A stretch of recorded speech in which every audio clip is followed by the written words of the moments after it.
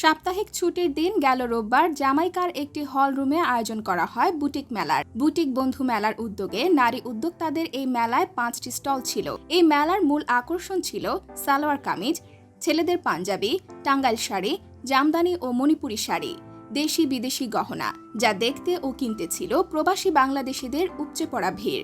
স্বপ্ন আসলে যেটা আমাদের মেলার নাম বুটিক বন্ধু মেলা, সেটা বন্ধু মেলা এই জন্য আমরা যারা বুটিক বন্ধু বুটিক করি তাদের আমাদের চাহিদা অনুযায়ী যাতে আমাদের কাস্টমারের সাথে যোগাযোগ করতে পারি। আমার বিজনেসের নাম হচ্ছে সিন্ড্রেলাস ড্রিম ক্লজেট। আমি মূলত টার্কিশ জুয়েলারি নিয়ে কাজ করছি। অটোম্যানদের কালেকশন নিয়ে আমার মূলত কাজ, আর পাশাপাশি আমি দেশীয় জুয়েলারি নিয়েও কিছু কাজ করছি।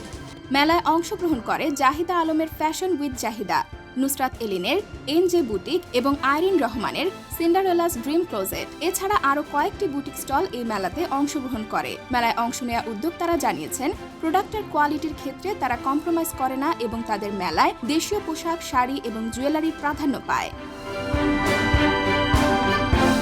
মেলায় অংশগ্রহণকারী নারী উদ্যোক্তাদের একজন জাহিদা আলম জানান, বিদেশের মাটিতে দেশীয় ঐতিহ্যকে তুলে ধরাই ফ্যাশন উইথ জাহিদার মূল লক্ষ্য।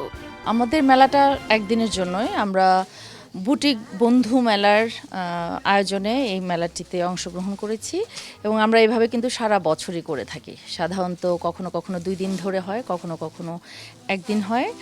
আর সাধারণত আমরা শনিবার রবিবার করি, মানে সানডে মানডেতে করি, যখন সবার অফিস আদালত বা স্কুল বন্ধ থাকে। এই দিনগুলোকে কেন্দ্র করে আমরা সাধারণত মেলার আয়োজন করে থাকি।